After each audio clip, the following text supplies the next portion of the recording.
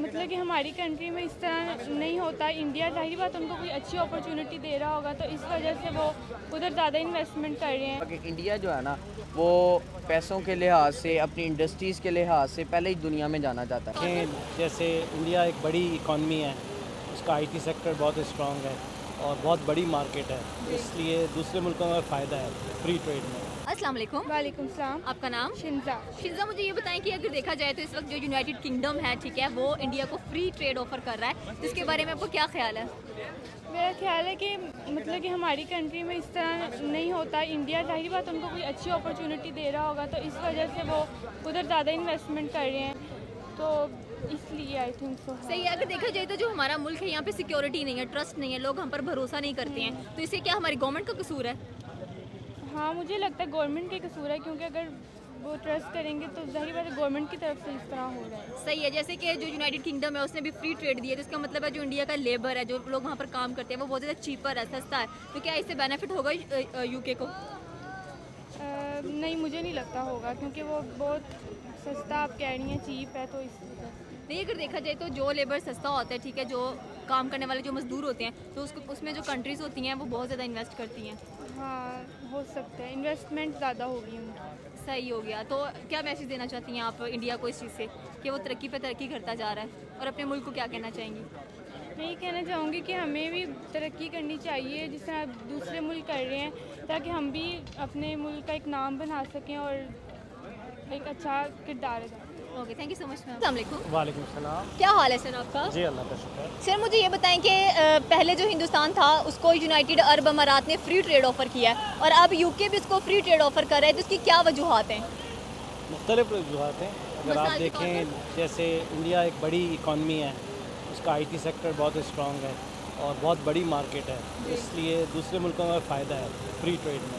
तो पाकिस्तान एक छोटी मार्केट है और उनका स्किल लेवल भी बहुत हाई है, तो इसलिए जो है ना इंडिया ज़रा ज़्यादा बेहतर पोजीशन में है, और उनकी इकॉनमी भी काफ़ी स्ट्रॉन्ग है। जी, उनका रुपये का रेट देख लें, हमारा डॉलर का रेट देख लें, बिल्कुल ये सारी चीज़ों की वजह से है। सही है। अभी तो कुछ ऐसी कंट्रीज हैं जो कि रुपये में ट्रेड कर रही हैं, ठीक है, हिंदुस्तान जैसे है वो अपनी करेंसी में ट्रेड कर रहे हैं, लेकिन पाकिस्तान को हमेशा डॉलर में ट्रेड करनी पड़ती है, तो ऐसा क्या है कि पाकिस्तान भी अपनी ही करेंसी में ट्रेड करे?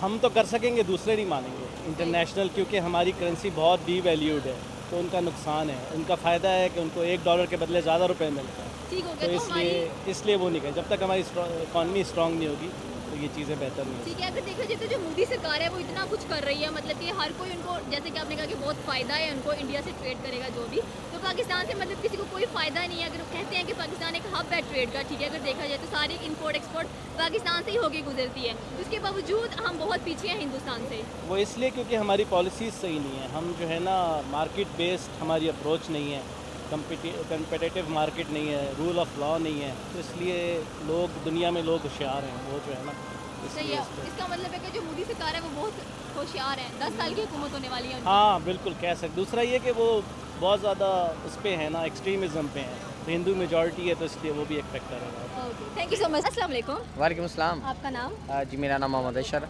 अच्छा, मुझे ये बताएं कि पहले यूनाइटेड अरब अमारात ने इंडिया को फ्री ट्रेड ऑफर किया है, अब यूके भी इसको फ्री ट्रेड ऑफर कर रहा है, तो इसमें क्या बेनिफिट्स हैं? ज़ाहिर सी बात है, अगर यूके ने इंडिया को ट्रेड ऑफ़र किया है तो ऑटोमेटिकली सी बात है उनकी। सबसे पहले तो मैं ये कहना चाहूँगा कि इंडिया जो है ना वो पैसों के लिहाज से अपनी इंडस्ट्रीज़ के लिहाज से पहले ही दुनिया में जाना जाता है, ठीक है। बॉलीवुड को आप देख लें, अगर मैं पाकिस्तान का मुकाबला करूँ तो उसमें और पाकिस्तान की इंडस्ट्री में और इंडिया की इंडस्ट्री में ज़मीन आसमान का फ़र्क है।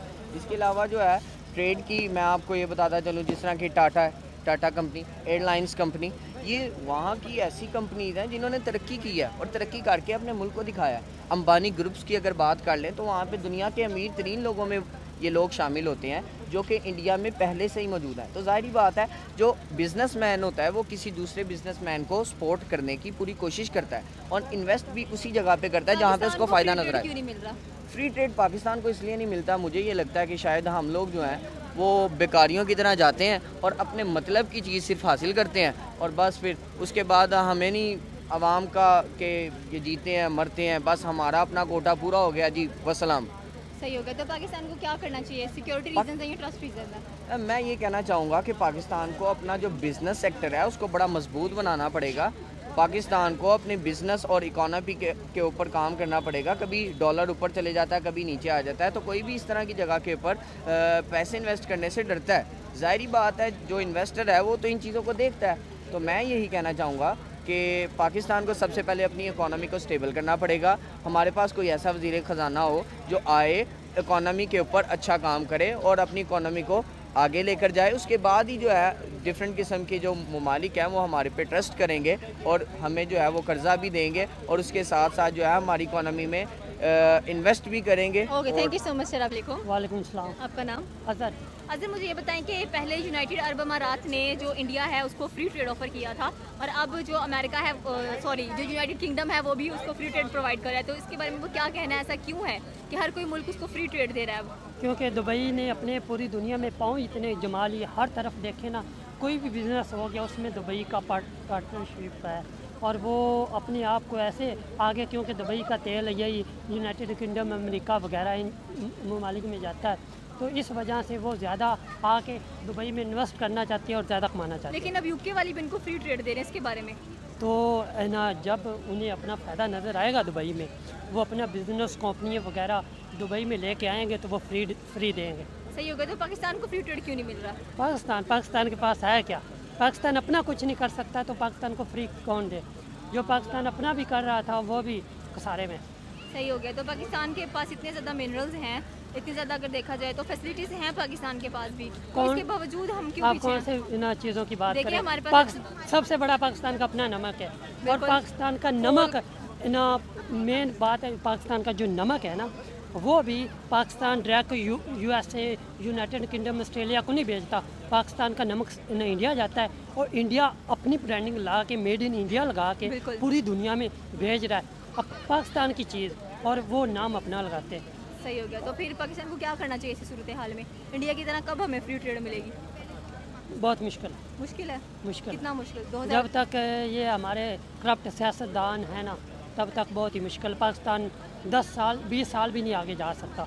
अगर अवाम और हुक्मरान कोई अच्छा आ जाए, लीडर, अगर वो एक साथ लेके चले सबको, फिर अगर ग्वादर हमारा सी पैक बन जाए, वहाँ से चाइना की ट्रेड स्टार्ट हो जाए, उसके बाद पाकिस्तान आगे तरक्की को जा सकता है। Okay, thank you so